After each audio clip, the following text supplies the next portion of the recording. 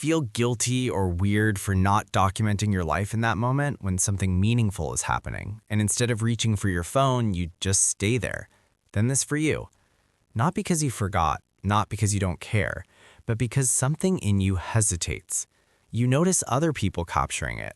Angles, lighting, quick smiles, little fragments of the moment saved before it's even finished. And for a second, you wonder if you're missing something, if you're supposed to do the same. But you don't. And later, when the moment has passed, there's this quiet awareness. You were fully there, but you don't have much to show for it.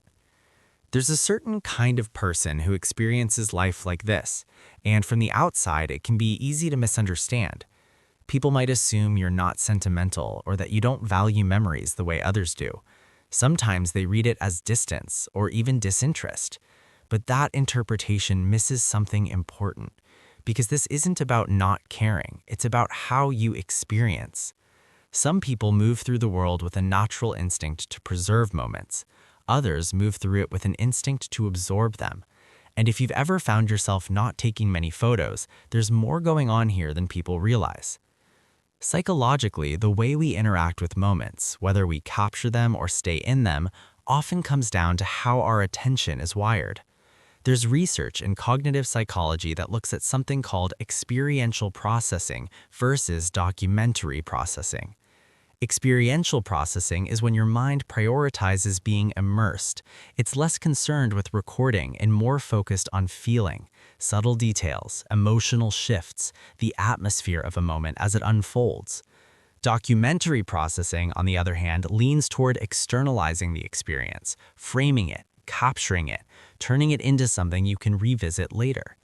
Neither is better, they're just different ways of relating to reality. But here's where it becomes more personal. Neuroscience suggests that when people are deeply engaged in an experience, especially emotionally, the brain's attentional systems narrow. The prefrontal cortex becomes less focused on planning or documenting and more tuned into the present sensory and emotional input. In simple terms, your brain chooses presence over preservation. And if you're someone who rarely takes photos, it's often because your system leans toward that kind of immersion. You're not stepping outside the moment to capture it because you're still inside it. There's also something else happening beneath that. For some people, the act of taking a photo subtly interrupts the experience. It creates a small distance. You shift from being in the moment to observing it, from feeling it to framing it. And for certain nervous systems, that shift doesn't feel natural. So you stay. You let the moment move through you without trying to hold it still. And that tendency doesn't come from nowhere.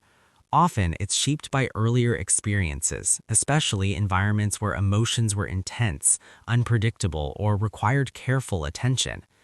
If you grew up in a space where emotions were intense, unpredictable, or required careful attention, your brain may have learned to prioritize awareness over recording, to notice tone, timing, subtle changes, to stay attuned. Because in those environments, being present wasn't just a preference, it was a way of understanding what was happening, sometimes even a way of staying safe. Over time, that pattern can generalize. Your nervous system becomes oriented toward depth of experience rather than external capture. Even in calm, meaningful moments, that wiring stays with you. You're not thinking about how the moment will look later, you're feeling how it exists right now. And it's important to say this clearly. This isn't better than taking photos, and it isn't worse. Some people create memory through images. Others create memory through internal imprint. One isn't more meaningful than the other. They're just different forms of remembering. But there is a quiet trade-off that often goes unnoticed. When you don't take many photos, your memories tend to live in a different place. They're less tangible, harder to show, sometimes even harder to access on command. They don't always come back as clear, structured snapshots. Instead, they return as feelings, atmospheres, fragments, a certain kind of light, a tone in someone's voice, the way something felt in your body at the time. And because of that, there can be moments where you question it. When others revisit memories through pictures, easily and vividly, and you're left searching for something less concrete. You might wonder if you let something slip away.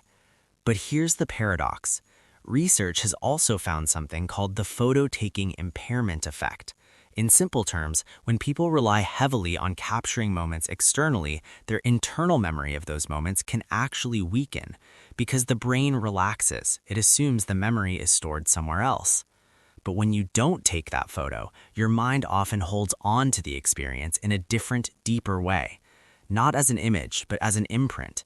It's less about what it looked like and more about what it meant. And that kind of memory doesn't always surface on demand, but when it does, it can feel surprisingly vivid, almost like stepping back into something rather than just looking at it. Still, that doesn't mean there aren't costs. There are moments you won't be able to show, people you won't have pictures of in the way others do, details that fade because they weren't captured. And it's okay to feel something about that. But it doesn't mean you experienced less. In many cases, it means you experienced differently. There's a quiet depth in choosing presence over preservation, in letting something exist fully without trying to hold on to it. And if you've always been someone who doesn't take many photos, it might not be something you decided consciously. It might just be how your mind learned to move through the world, how it learned to prioritize meaning, how it learned to stay. So if you've ever looked back and wondered whether you should have captured more, it doesn't mean you missed the moment. It might mean you were one of the few people who didn't leave it. And that way of experiencing, while harder to explain, harder to show, and sometimes even harder to trust, still holds value. In a world that's constantly trying to turn moments into something visible, there's something quietly rare about someone who lets them remain felt. And if this resonates with you, there's probably more to the way you experience things that hasn't been fully named yet. The way you remember, the way you connect, the way you hold on to meaning without always having something to point to. And once you start noticing that, you begin to understand yourself in a way that feels a little more complete.